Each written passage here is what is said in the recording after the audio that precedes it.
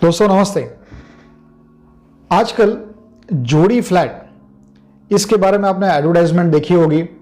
जोड़ी फ्लैट, ये जो नया टर्म आपने आजकल आपको ज़्यादा सुनाई दे रहा होगा।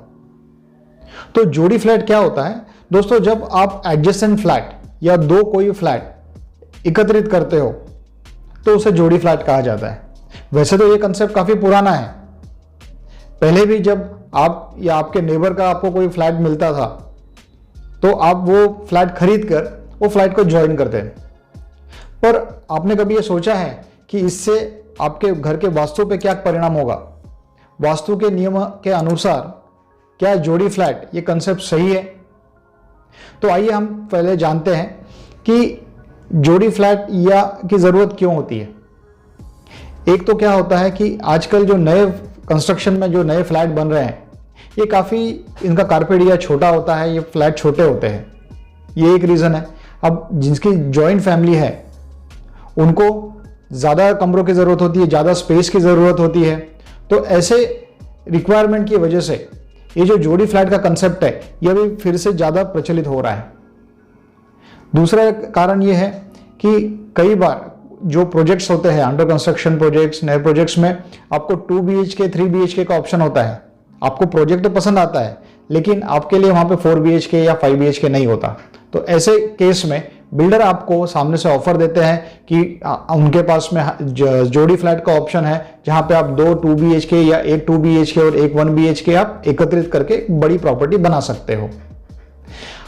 अब हम देखेंगे कि क्या ये करना सही है, इसके क्या फायदे हैं या लॉन्ग टर्म में इसके क्या नुकसान हो सकता है, इससे क्या नुकसान हो सकता है। दोस्तों ये जो जोड़ी फ्लैट के केस में 2 सिनेरियो हो सकते हैं। एक, जब आपके पास कोई अपॉर्चुनिटी हो तो आप अपने नेबर का जो फ्लैट है वो आप खरीदते हो। अब आप इन्वेस्टमेंट के पर्पस से खरीद रहे हो, उसे 2 फ्लैट को ज्वाइन नहीं कर रहे हो तो ये ठीक है। लेकिन जब आप ये 2 फ्लैट ज्वाइन करते हो यानी वहाँ उसके बीच में अगर कोई कॉमन वॉल है वो आप हटाते हो तो आप ऐसे में उसके ब्रह्मस्थान को एक्चुअली में शिफ्ट कर रहे हो। अब ये एक तरीके से अच्छा भी हो सकता है और एक तरीके से थोड़ा सा घातक भी हो सकता है। मान लीजिए कि आपका जो फ्लैट है और जो आपके नेबर का फ्लैट है, जब आप वो खरीद के एकत्रित करते हो और उसमें अगर लिविंग रूम में या बीच में पूरी एक कॉमन वॉल है तो जब आप वो वॉल निकालते हो तो दोनों प्रॉपर्टी मिक्स हो जाती है। इसका वास्तु, इसका जो लेआउट है वो चेंज हो जाता है। इसका एक फ़ायदा भी है कि इस केस में, ऐसे सिनेरियो में ये आपके लिए काफ़ी फायदेमंद होता है। क्यों? क्योंकि इस केस में जो ब्रह्मस्थान है, जो 2 फ्लैट एकत्रित करने के बाद में जो नया ब्रह्मस्थान होता है, तैयार होता है, वो काफ़ी खुला होता है, वेटलेस होता है, काफ़ी ओपन होता है। तो ब्रह्मस्थान के इस केस, ऐसे कंडीशन में ब्रह्मस्थान के दोष निकल जाते हैं और ये आपको काफ़ी अलग अलग तरीक़ों से फ़ायदा देगा। ब्रह्मस्थान का क्या महत्व है इस पर मैंने एक खास स्पेशल वीडियो भी पहले बनाया हुआ है, आप लिंक पे क्लिक करके उसे अवश्य देखें। तो दोस्तों एक हम अलग सिनेरियो देखते हैं। मान लीजिए कि आपके बाजू वाला जो फ्लैट है, आप दो, या आपको बिल्डर जब जो जोड़ी फ्लैट ऑफर कर रहे हैं उसमें वो कॉमन वॉल नहीं है। यहाँ तो मान लीजिए सिर्फ जो फॉयर एरिया है वो फॉयर एरिया का कॉमन की वॉल कॉमन है, परंतु जो पूरे घर पूरा जो मकान है उसमें कोई कॉमन वॉल नहीं है। या मान लीजिए कि जब आप 2 फ्लैट एकत्रित करते हो तब उस एरिया में, जो ब्रह्मस्थान का एरिया है, वहाँ पे अगर टॉयलेट आता है, वहाँ पे अगर कोई डक्ट आता है तो आपके फ्लैट तो ज्वाइन हो गए, उसका एंट्रेंस तो कॉमन हो गया, लेकिन ब्रह्मस्थान में जो डक्ट आता है, जो हॉलोनेस क्रिएट होता है, ये एक बहुत बड़ा, बहुत गंभीर वास्तु दोष है और इसके लॉन्ग टर्म में बिल्कुल भी अच्छे परिणाम नहीं होते। तो आपको जब भी आप जोड़ी फ्लैट के कंसेप्ट के बारे में सोचते हो या जोड़ी फ्लैट आप बिल्डर से खरीद रहे हो तो ब्रह्मस्थान को अवश्य महत्व दें।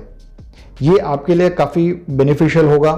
अगर इसमें कोई दोष आता है तो 10 बार सोचिए, कोई अच्छे वास्तु एक्सपर्ट की सलाह लीजिए, देखिए कि वो जो दोष है वो कितना सीवियर है, आप क्या उसे बैलेंस कर सकते हो।